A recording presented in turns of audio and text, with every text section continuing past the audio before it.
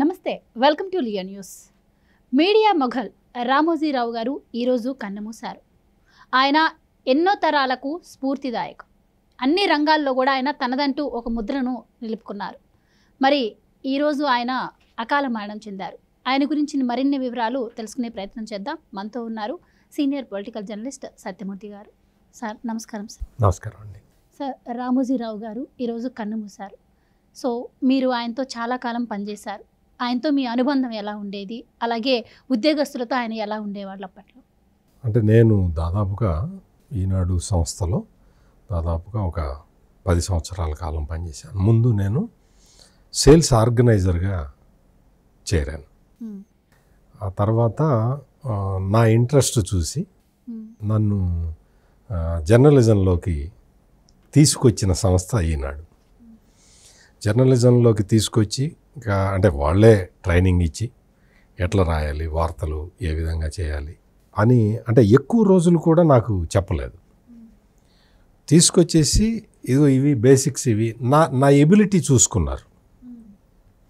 Ability చూసి ఇంకా పెద్ద ట్రైనింగ్ అవసరం లేదు అని చెప్పి డైరెక్ట్గా ఫీల్డ్ మీదకి పంపించారు. 1-2 రోజుల్లోనే నేను ఫీల్డ్ మీదకి వెళ్ళిపోయాను. ఫీల్డ్ మీదకి వెళ్ళిపోయిన తర్వాత అసలు నాకు జర్నలిజానికి కొత్త. నేను చేస్తూ ఉంటే నేను రావటమే హైదరాబాదులో ఈనాడుకి క్రైమ్ రిపోర్టర్గా వచ్చాను నేను. అంటే ఈ నేరస్తులు, పోలీస్ స్టేషన్లు, పోలీసులు వీటికి సంబంధించిన ఇదిగా వచ్చినప్పుడు నేను చాలా సెన్సేషనల్ వార్తలు రాశాను. సెన్సేషనల్ వార్తలు అంటం కన్నా కొన్ని వార్తలు రాస్తే అవి సెన్సేషన్ అయినాయి. ఒక సందర్భంలో అయితే నేను ఒక వార్త రాస్తే అది హైదరాబాద్ పోలీసులకి ఒక రకంగా చాలా పెద్ద దెబ్బ లాంటిది అనమాట. ఒక మర్డర్ కేసు జరిగింది. ఆ మర్డర్ కేసు సంబంధించి పోలీసులు ఏం చేశారు అంటే ఆ ఇంట్లో ఉండే సర్వెంట్ చేశాడు అని పోలీసులు కేసు పెట్టారు. పోలీసులు కేసు పెట్టి అతను ఎవరు అక్యూజ్డ్ ఒక చిన్నపిల్లాడు, చాలా చిన్న పిల్లవాడు. ఇతను చేశాడు అని ఆ కేసు ఏంటి అంటే బంగారమ్మ మర్డర్ కేసు అంటారు. అది పెద్ద సెన్సేషన్ అప్పట్లో. ఈ పిల్లాడు చేశాడు మర్డర్ అని పెట్టారనమాట. పెట్టిన తర్వాత నేను కొంత పరిశోధన చేసి కొన్ని పోస్ట్ మార్టం రిపోర్ట్లు అవి ఇవి కొన్ని సేకరించాను. నేను అనఫిషియల్గా సేకరిస్తే బంగారమ్మ మీద అఘాయిత్యం జరిగింది అనేది నాకు పోస్ట్ మార్టం రిపోర్టు ద్వారా తెలిసింది. అంటే జర్నలిస్ట్కి కొన్ని సోర్సులు ఉంటాయి. ఆ సోర్సుల ద్వారా నాకు తెలిసింది. నాకు దానికి సంబంధించిన ఆధారాలు అంటే పోస్ట్ మార్టం రిపోర్టు కాపీని నేను నా దగ్గర పెట్టుకున్నాను. అంటే ఇప్పట్లాగా మీరు ఇట్లా సెల్ ఫోన్లో తీసుకొని అది పెట్టుకోవటం, వాట్సాప్లో షేర్ చేసుకోవటం ఇటువంటివి అప్పట్లో ఉండేవి కాదు. దాన్ని తీసుకెళ్ళి జిరాక్స్ తీసి ఆ జిరాక్స్ కూడా ఎక్కడో హైదరాబాద్ మొత్తంలో ఒక 4-5 చోట్ల ఉండేది అనమాట.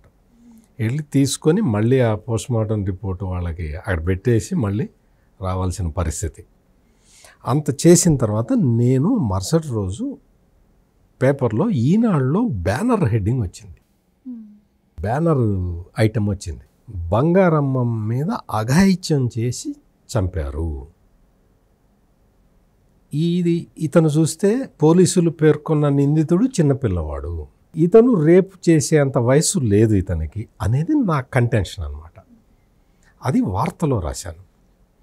రాసిన తర్వాత అది పోలీసులకి ఎట్లా ఉంటుంది చెప్పండి. వాళ్ళు నిందితుడు బలానవాడని చెప్పిన తర్వాత లార్జెస్ట్ సర్క్యులేటెడ్ తెలుగు డైలీలో ఈ వార్త వస్తే హైదరాబాద్ పోలీసుల పరిస్థితి ఎట్లా ఉంటుందో మనం ఊహించుకోవచ్చు.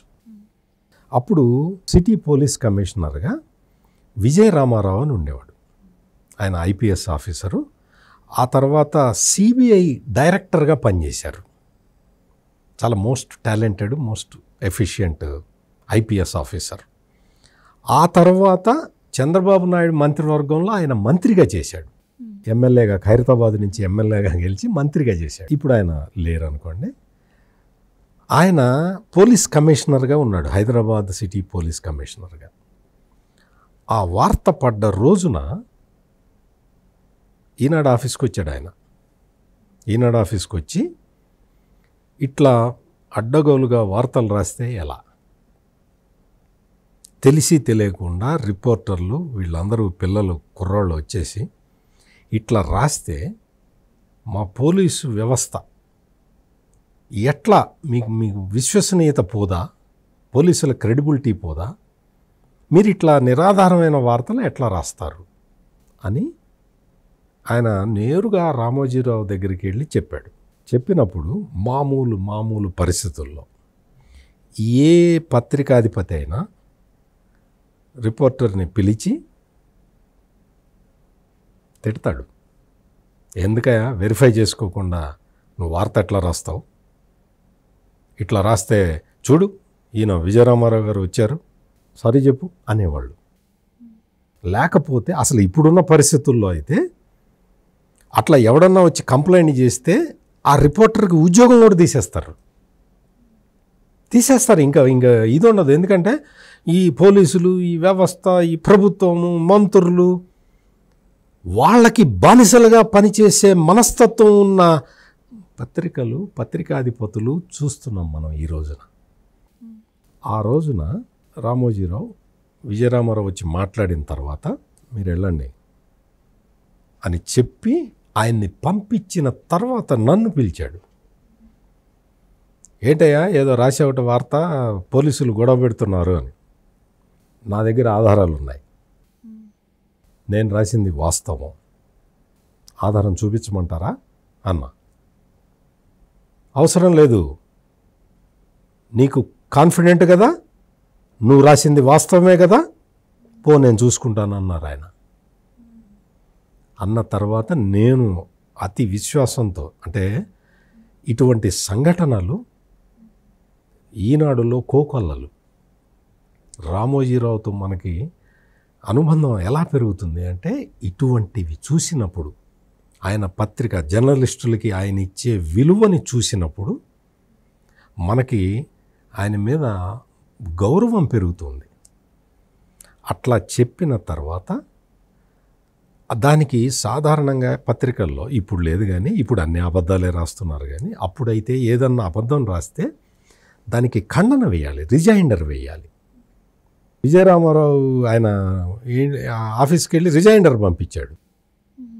నేను ఆ రిజైండర్ కూడా రాయలేదు. నేను వెళ్ళి చెప్పాను, రిజైండర్ కూడా రాయట్లేదు, నా దగ్గర ఆధారం ఉంది అని చెప్పాను. నీ ఇష్టం అమ్మా, డెసిషన్ ఈజ్ యువర్స్ అని చెప్పాడు ఆయన, మహానుభావుడు. అంటే జర్నలిజానికి, జర్నలిస్టులకి ఆయన ఇచ్చిన విలువ అటువంటిది. ఇటువంటి ఎగ్జాంపుల్స్ నా జీవితంలోనే చాలా ఉన్నాయి.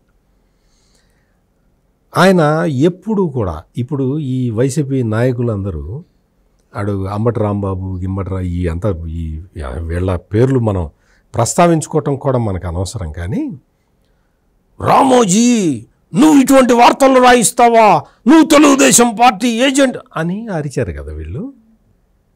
అసలు నీకు ఒక విషయం చెప్తే నువ్వు ఆశ్చర్యపోతావమ్మా.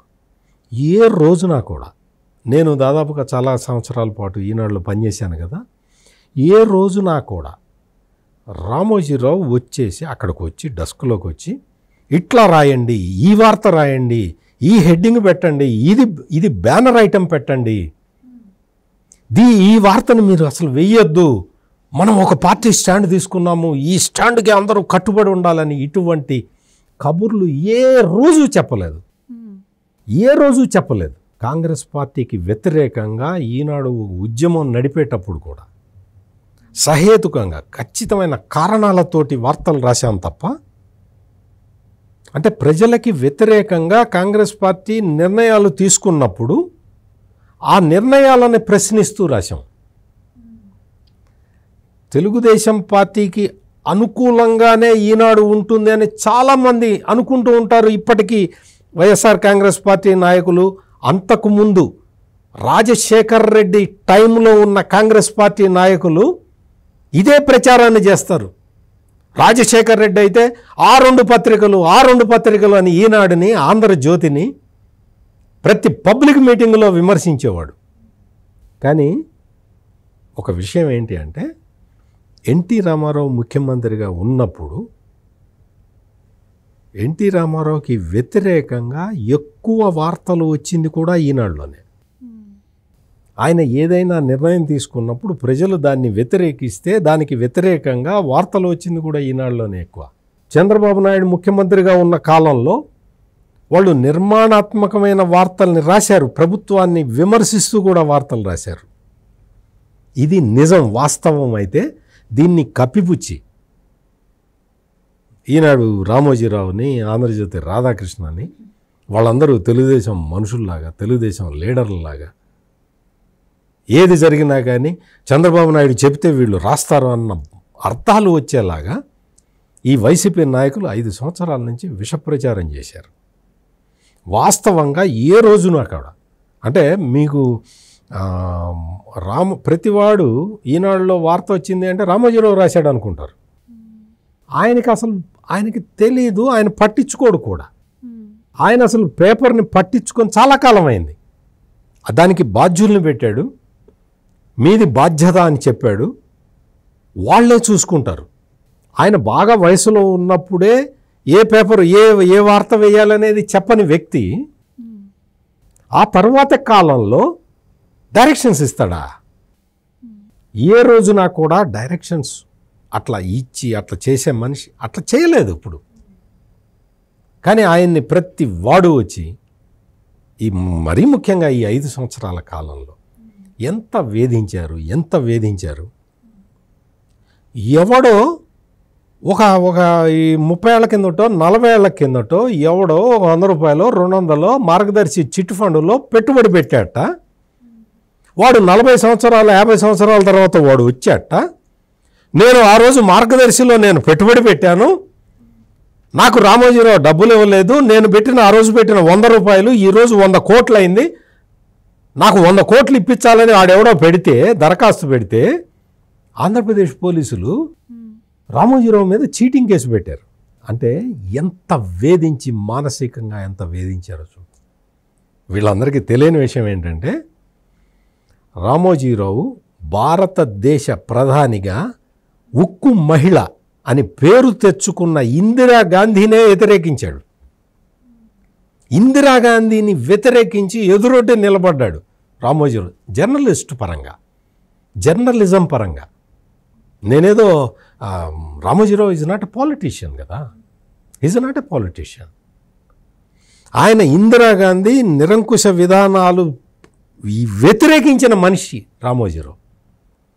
ఉక్కు మహిళ, అత్యంత శక్తివంతురాలు, ఆమెనే వ్యతిరేకించిన వ్యక్తికి జగన్మోహన్ రెడ్డి ఒక పెద్ద లెక్కేం కాదు కదా. జగన్మోహన్ రెడ్డి తన సాక్షి పేపర్కి అడ్వర్టైజ్మెంట్లు ఇచ్చుకోవటానికి సర్క్యులేషన్లో అత్యధిక సర్క్యులేషన్ ఉన్న ఈనాడుకి ఇవ్వకుండా సాక్షికి ఇవ్వకూడదనే రూల్ ఉంది కాబట్టి ఈనాడుకి అడ్వర్టైజ్మెంట్ ఇచ్చి పేమెంట్లు ఇచ్చేవాడు కాదు. ఈనాడుకి అడ్వర్టైజ్మెంట్ ఇస్తాడు, పేమెంట్ ఇచ్చేవాడు కాదు. సాక్షికి మాత్రం కోట్లు కోట్లు కోట్లు కోట్లు దోచిపెట్టేవాడు, పెట్టాడు నిన్న మొన్నటి వరకు. రామోజీరావు ఏం చేశాడంటే ఒక దశకు వచ్చిన తర్వాత, అంటే రామోజీరావు అంటే ఆయన కాదు, నిర్ణయం, ఈనాడు నిర్ణయం ఏం తీసుకుంది అంటే నీ అడ్వర్టైజ్మెంట్లు, నీ ప్రభుత్వం ఇచ్చే అడ్వర్టైజ్మెంట్లు నేను వెయ్యను అని ఈనాడు నిర్ణయం తీసుకున్నది. ఎవరి పరువు పోయిందమ్మా? ఎవరికి సిగ్గుపోయింది? రాష్ట్ర ప్రభుత్వం ఇచ్చే అడ్వర్టైజ్మెంట్లు నాకు అక్కర్లేదు అని చెప్పాడు. అంటే రామోజీరావుకే ఆపాదిస్తాం మనం, డెసిషన్ ఎవరు తీసుకున్నా కానీ, అంతే కదా. ఈనాడు ఆ డెసిషన్ తీసుకొని నిలబడ్డది. ఆంధ్రజ్యోతి అంత అణచివేత విధానాల్ని కూడా, ప్రభుత్వం నుంచి ఒక్క పైసా అడ్వర్టైజ్మెంట్ రాకపోయినా కానీ ఆ అడ్వర్టైజ్మెంట్ని ఆశించకుండా ఆంధ్రజ్యోతి రాధాకృష్ణ పోరాటం చేశాడు. అంటే ఇవన్నీ ఎందుకు చెప్తున్నాను అంటే జర్నలిజం అంతా ఏదో ఇదైపోయింది, అంతా ఈనాడు ఆంధ్రజ్యోతి ఇవన్నీ తెలుగుదేశం బాకాలు. నువ్వు దగ్గర ఒక 10 రోజుల పాటు సాక్షి తెచ్చుకో, 10 రోజుల పాటు ఈనాడు ఆంధ్రజ్యోతి చదువు, డిఫరెన్స్ నీకే తెలుస్తుంది. ఈనాడు ఆంధ్రజ్యోతిలో ప్రభుత్వాన్ని విమర్శిస్తూ వార్తలు వస్తాయి, నిర్మాణాత్మకమైన వార్తలు వస్తాయి, అన్నీ వస్తాయి. నీ సాక్షిలో ఏమొస్తుంది? 24 గంటలు నీ భజన తప్ప ఇంకేమన్నా వస్తుందా? ఇటువంటి సాక్షి నడిపే ఒక సాక్షి పత్రిక యజమాని జగన్మోహన్ రెడ్డి వచ్చి ఈనాడు పేపరుని విమర్శిస్తాడు, ఆంధ్రజ్యోతిని విమర్శిస్తాడు. ఇటువంటి దురదృష్టకరమైన పరిస్థితులు ఆంధ్రప్రదేశ్లో నిన్న మొన్నటి వరకు కనిపించినాయి. పేపర్లు బ్యాన్ చేశారు.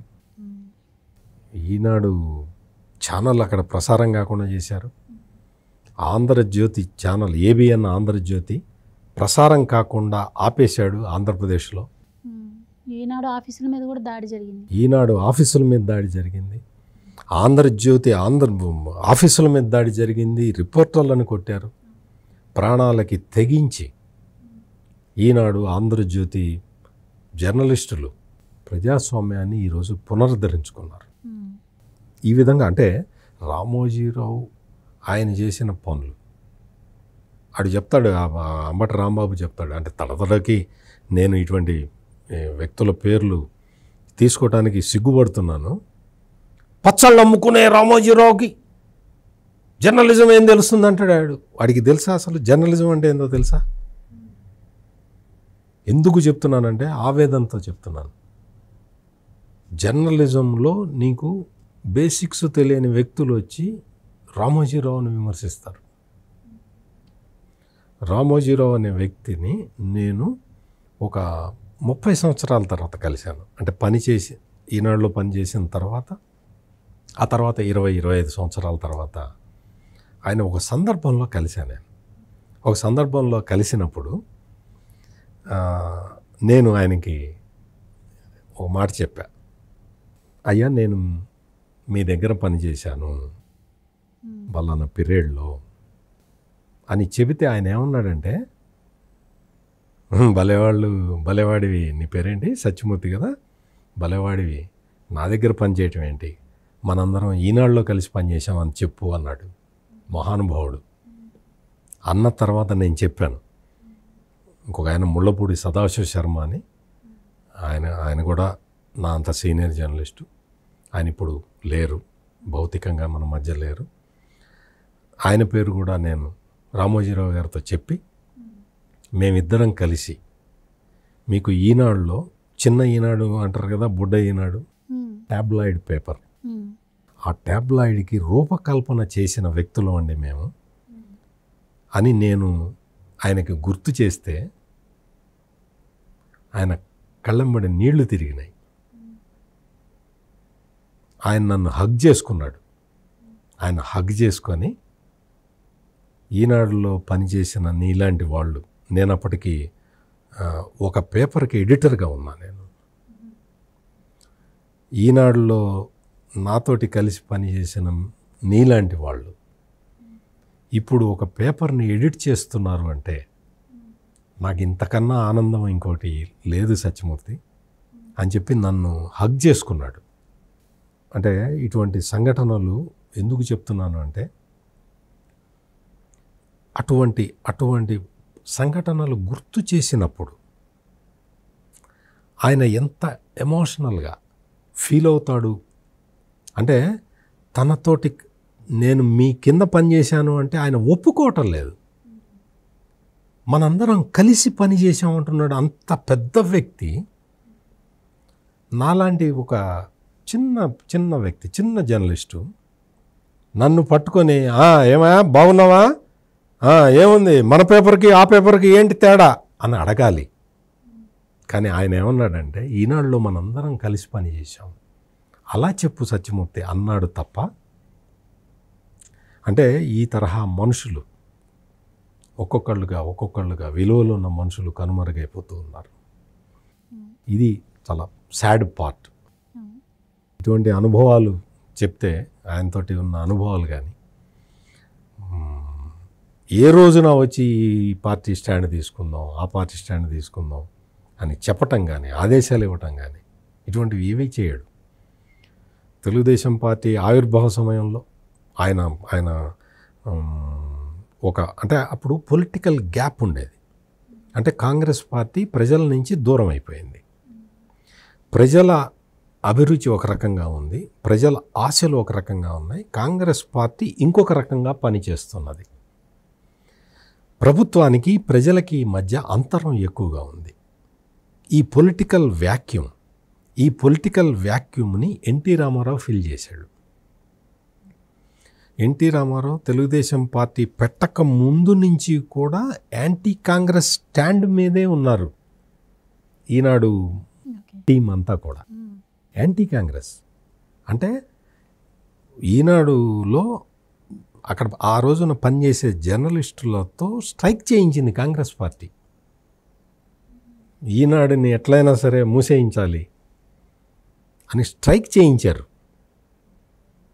ఆ స్ట్రైక్ నుంచి తట్టుకోవటానికి, మళ్ళీ పేపర్ తీసుకురావటానికి రామోజీరావు ఎన్నో కష్టాలు పడాల్సి వచ్చింది. అప్పుడు ఇంత టెక్నాలజీ లేదు కదా. అందుకని ఎక్కడో విజయవాడలోనో ఎక్కడో వైజాగ్లోనో ప్రింట్ అయిన పేపర్ని హైదరాబాద్ తీసుకొచ్చి ఇక్కడ సర్క్యులేట్ చేసేవాళ్ళు. అంటే ఈ తరహా కష్టాల్ని ఆయన తన యొక్క మంచితనంతో అన్నిటినీ అధిగమించాడు. ఆ రోజు కాంగ్రెస్ పార్టీ రామోజీరావు మీద ఎటువంటి ఒత్తిడి తీసుకురాలేదు, ఎటువంటి ప్రెషరు తీసుకురాలేదు. రాజశేఖర్ రెడ్డి ముఖ్యమంత్రి అయిన తర్వాత ఈనాడు మీద, ఆంధ్రజ్యోతి మీద ఒత్తిడి తీసుకురావటం మొదలుపెట్టాడు. ఆ రాజశేఖర్ రెడ్డి కొడుకు జగన్మోహన్ రెడ్డి ముఖ్యమంత్రి అయిన తర్వాత ఈనాడుని, ఆంధ్రజ్యోతిని అణిచివేయటానికి ప్రయత్నం చేశాడు. వాళ్ళ మొత్తం రామోజీరావు ఆర్థిక మూలాలను దెబ్బకొట్టడానికి ప్రయత్నం చేశాడు. ఎప్పుడో రాజశేఖర్ రెడ్డి టైంలో ఉండవెల్లి అరుణ్ కుమారు మార్గదర్శి చిట్ ఫండ్ మీద కేసు వేస్తే ఆ కేసుని అడ్డం పెట్టుకొని జగన్మోహన్ రెడ్డి తన కక్ష సాధింపు చర్యలు రామోజీరావు మీద తీసుకుందామని ప్లాన్ చేసి పోలీసు వ్యవస్థని, ఐపీఎస్ వ్యవస్థని వాడుకొని రామోజీరావుని టార్చర్ చేయాలని చూశాడు. అరెస్ట్ చేసి జైల్లో పడేయాలనేది జగన్మోహన్ రెడ్డి ఒక కక్ష. రామోజీరావుని ఎట్లయినా అరెస్ట్ చేయాలి, జైల్లో పడేయాలి. జైల్లో పడేసి రఘురామకృష్ణరాజుని కొట్టినట్టు రామోజీరావుని కొట్టాలి అన్న దుర్మార్గుడు. అటువంటి దుర్మార్గపు ఆలోచనతోటి పనిచేసిన వాడు జగన్మోహన్ రెడ్డి. కానీ మహానుభావుడు తనకున్న ప్రజాబలంతో, తనకున్న ప్రజల నుంచి వచ్చిన మద్దతుతోటి అవన్నీ చూశాడు. తెలుగుదేశం పార్టీ మళ్ళీ భారతీయ జనతా పార్టీ, జనసేనతో కలిసి అధికారంలోకి రావటాన్ని కూడా ఆయన తెలుసుకొని ఉంటాడు. అప్పటికే బెడ్ మీద ఉన్న, ఆసుపత్రిలో ఉన్నా కానీ ఖచ్చితంగా ఆయనకి చెప్పు ఉంటారు. ఆయన తెలుసుకొని ఉంటాడు. అంటే ఇవన్నీ చెప్పుకోవాలి అంటే నిజంగా అంటే ఏ రోజున కూడా జర్నలిస్టుల మీద ఆయనకి ఎప్పుడు ఆత్మవిశ్వాసమే తప్ప తన రిపోర్టర్లని ఎప్పుడు నమ్మేవాడు. నా రిపోర్టర్ని నేనే నమ్మకపోతే ఎలా అనేవాడు రామోజీరావు. నా రిపోర్టర్ని నేను నమ్మకపోతే ఎట్లా, మీరు అసలు తప్పు చెయ్యరు అని చెప్పేవాడు రిపోర్టర్లు, జర్నలిస్టులు. మీరు తప్పు చేయరు, మీరు నా మనుషులు. అంత ఆత్మవిశ్వాసాన్ని ఇచ్చేవాడు ఈనాడులో పనిచేసే స్టాఫ్ మొత్తానికి. అంత ఆత్మవిశ్వాసాన్ని ఇచ్చి మన దగ్గర నుంచి పని తీసుకొని ఏ రోజునా కూడా లాస్ట్ వర్కింగ్ డే 31వ తారీఖు అయితే ఆ రోజు జీతం ఇవ్వాలి. ఇప్పటికీ ఆ డిసిప్లిన్ అలాగే ఉంది అని చెప్తూ ఉంటారు. లాస్ట్ వర్కింగ్ డే 30వ తారీఖు అయితే అప్పుడే జీతం ఇవ్వాలి. 31, 30 సెలవులు అయితే 29వ తారీఖు జీతం ఇవ్వాలి. 29 ఆదివారం వచ్చి 30, 31 సెలవు దినాలు వస్తే 28వ తారీఖే జీతం ఇవ్వాలి. నాకు తెలిసి నేను పనిచేసిన కాలంలో ఒక్కరోజు 1వ తారీఖు జీతం ఇస్తే అప్పుడున్న పర్సనల్ ఆఫీసర్ని పిలిచి నా ఉద్యోగులు, నా సంస్థలో పనిచేసే ఉద్యోగులు జీతం కోసం ఎదురు చూడకూడదు, ఇది మొదటిసారి నువ్వు చేసిన తప్పు కాబట్టి నిన్ను వదిలేస్తున్నా అని చెప్పి మందలించి పంపించాడు. ఈ రోజున ఎవరమ్మా పని చేసిన కాలానికి జీతాలే ఇవన్నీ పరిస్థితులు చూస్తున్నాం కదా. ఈనాడులో ఎట్లా ఉంటుందంటే రిజైన్ చేయాల్సిన పరిస్థితి ఎవరికైనా వచ్చింది అనుకో, రెజిగ్నేషన్ ఇట్లా ఇవ్వగానే 10 నిమిషాల్లో అకౌంట్ సెటిల్ చేస్తారు. మొత్తం నీకు రావాల్సిన జీతం అణా పైసలతో సహా ఇచ్చేసి, ఇదిగో ప్రావిడెంట్ ఫండ్ అకౌంట్ ఇది, ఇందులో నీకు ఇంత నువ్వు ఇంత కాంట్రిబ్యూషన్ వేసావు, మేము ఇంత కట్టాము, మీకు కావాలంటే విత్డ్రా చేసుకోవచ్చు, లేకపోతే ఇదే పిఎఫ్ అకౌంట్ని కంటిన్యూ చేయొచ్చు అని చెప్పే సాంప్రదాయం ఉండేది ఈనాళ్ళు. రామోజీరావు ఒకటే మాట చెప్పేవాడు, మీరందరూ ఇక్కడ పని చేయడం కాదయ్యా, మీరందరూ ఈ సంస్థలో రిటైర్ కావాలి, అది నా కోరిక అనేవాడు. అంటే పనిచేసే మనిషి బయటికి వెళ్ళకూడదు, ఇక్కడే ఉండి ఇక్కడే పనిచేసి ఇక్కడే రిటైర్మెంట్ అయిపోవాలి అనేది నా కోరిక అని చెప్పిన మహానుభావుడు జర్నలిస్టులకి ఆత్మవిశ్వాసం కల్పించిన అక్షర సూర్యుడు. Right sir. టెక్నాలజీ ఇంత డెవలప్ అవుతున్న టైంలో కూడా ఒక పత్రిక 50 సంవత్సరాలు కూడా ఇంత క్రెడిబిలిటీ ఇవ్వకుండా నడిపించగలగడం అంటే సామాన్య విషయం కాదు. మరి అలాంటి మనిషి మన మధ్య లేరు. ఆయన ఆత్మకి శాంతి కలగాలని కోరుకుందాం. Thank you sir. నమస్కారం.